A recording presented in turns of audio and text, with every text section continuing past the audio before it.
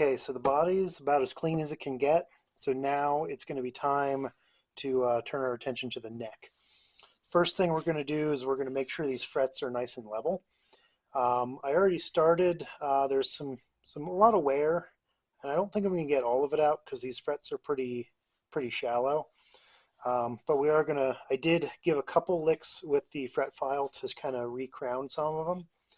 And now it's going to basically be time to use our fret rocker to try to find any high spots. So what I like to do is I check kind of in the middle and then on both sides.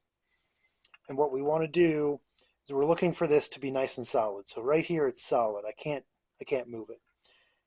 Right here, however, if you can hear that, there's a little bit of rocking, which means that this fret that's in the middle, our second fret, that is actually just a little bit high. So I'm going to take my file, I'm going to give it a couple licks.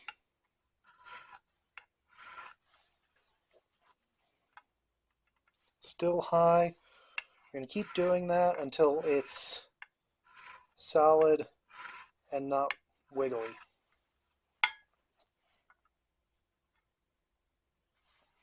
I think one more. Yeah, other side. Okay. Perfect. So now we move on to the next one, which is good on the ends and a little high in the middle.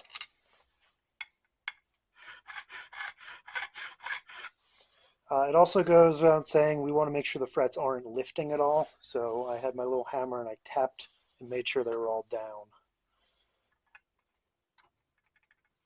Still rocking.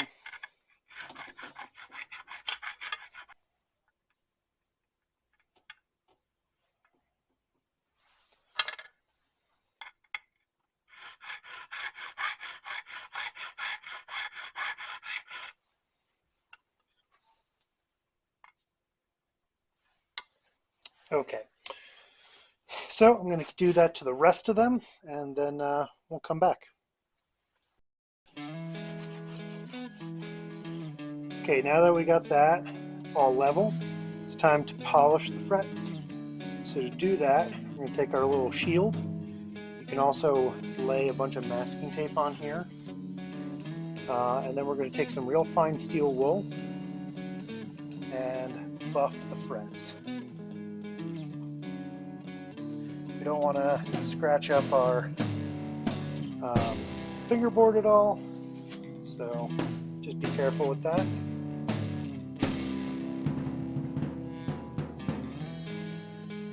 Get it all nice and shiny. You can kind of see a difference between the two of those. And if you're doing this on an electric with the neck on, you're going to want to make sure you tape up your pickups or you're going to get metal filings all over them.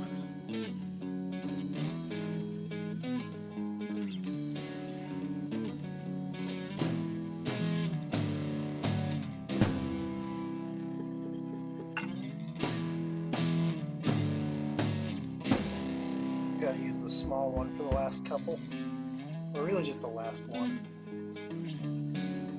If I had 24 frets, I would definitely need it for the last few. But I think this is a 22, 21, 22. I didn't actually count. I need the skinny one to fit in. Oh. 21th fret. Okay, so now make sure we clean this fingerboard again for real. Got a little bit of isopropyl alcohol. Kind of controversial, but it's what I use. We're gonna oil this almost immediately afterwards, so I shouldn't have to worry too much.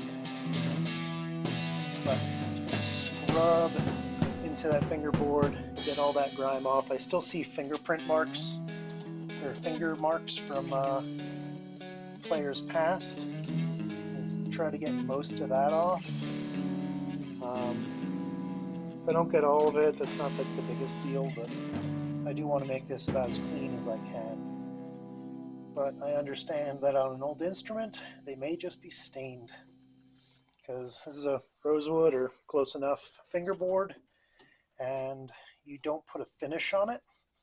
So it means it can breathe and it can soak up stuff and kind of get stained over the years.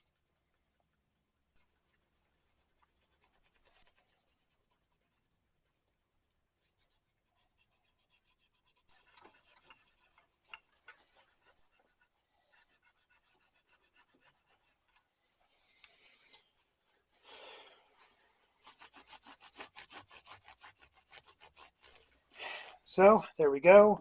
We've got a clean, fairly dry fingerboard, just crying out for some nourishment. So what I'm going to use is this stuff, the Howard Feed and Wax. You can pick this up at any big box store. It's a beeswax with orange oil. This is what a luthier friend had suggested I use, and ever since it's been the only thing I use. It's also good on furniture and as a wood finish. But what we're gonna do, put a little bit on. Got our paper towel. Just a little dollop will do ya. We're gonna just kind of rub it in to the fingerboard. You can see that's looking amazing. We're going to rub it in, and then we're going to let it sit, and then we're going to buff off the excess. Really let it soak in. We might even need to apply a few times.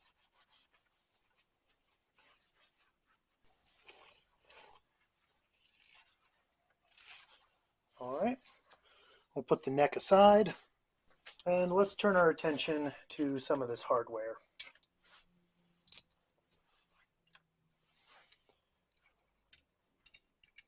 So, it's flathead. I'm going to actually disassemble this tailpiece a little bit, get these springs off, and we're going to clean all of this.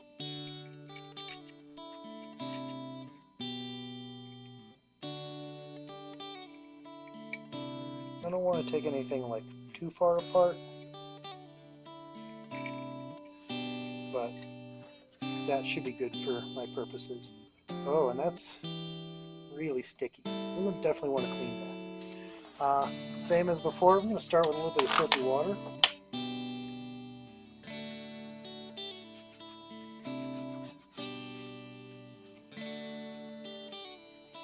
And one other thing is I don't want to be too abrasive with this, because it is, at the end of the day, this is kind of a nickel or something coating on there. And if I, say, attack it with the steel wool, I'm definitely going to kind of ruin it. Unless I want to replate it. It also looks like I've got a little bit of a bend in there. So I think I'm going to take this to the vise and try to smush that square. Okay, before I use the vise, I actually have these vise grips that have this kind of duck bill to them. We'll see if that can straighten it any bit. Oh, that's much better. I'm going to go a little bit tighter and do it one more time.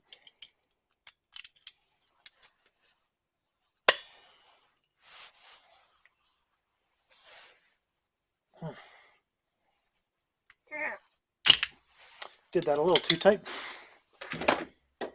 Okay. Yeah, much better.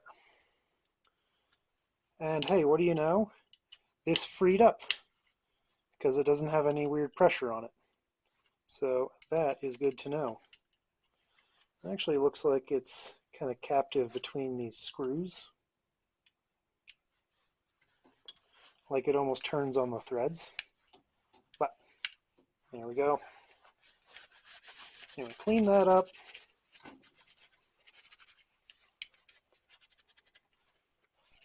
Oh, that chrome bit just sparkles now. It's a little bit of a cleaning. Again, I don't want to go too much because I don't want to hurt the finish on this. So I'm going to leave it like that. One other thing, I'll check, but this guy should have a little whammy bar or tremolo arm that fits in there. It's obviously missing, but I need to know what the thread is on this. I'm going to try my Fender one just to see, but before I do, while it's out and handy, I've got these nifty little thread gauges. So I'm going to see if one of these fits. And I'm going to start with metric because it's Japanese. So usually those things are going to be metric. So that's an M6 by 1. We'll see if that... Definitely too big. M5 by 1.8. It's a pretty common size in bicycles. It might fit. No. Those threads are actually pretty gummed up. Can maybe try from the back side.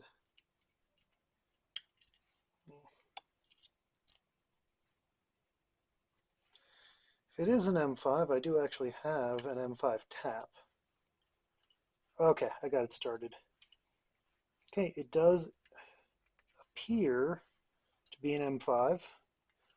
Just on a laugh, I'm going to see if it's an SAE fine thread. So I'm going to go over here.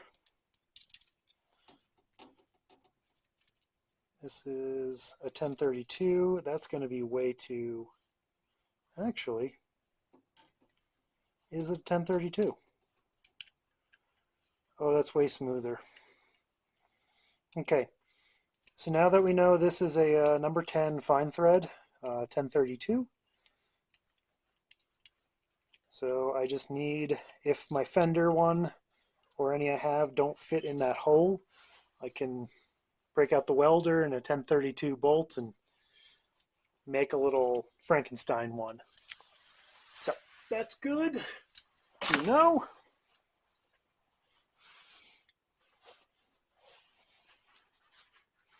And while I'm here, I should have some metal polish. I'm going to hit this with a little bit of metal polish. There we go, some of the classic Brasso. It's a little bit smelly because it needs to be shaken up because I have not used this in a very long time. But I'll see if I can use that to get rid of the last little bits of pitting. But this stuff, I believe, has ammonia in it.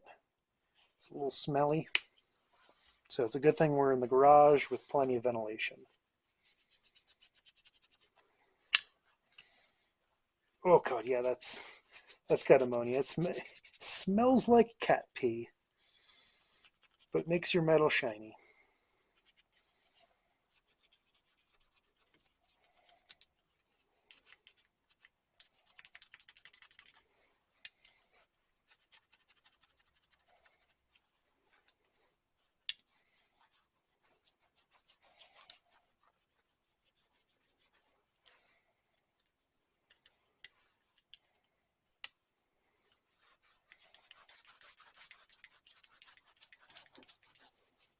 All right, that's looking pretty good.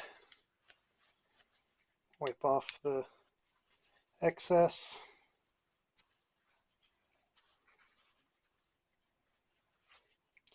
And then we'll reassemble our tailpiece.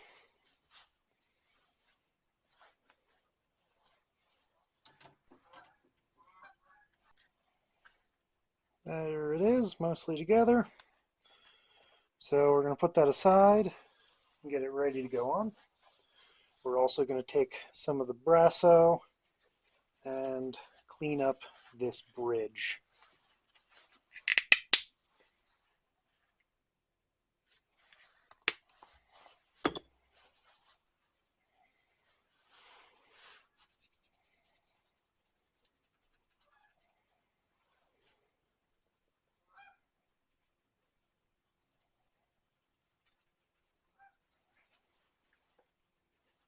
Oh, it's so much shinier now. It only takes a little bit sometimes. We're also going to probably take out some of the bigger guns on the fingerboard or on the pick guard, but it's going to be a little bit later. All right, that's all for now. Thanks for watching, and I'll see you next time.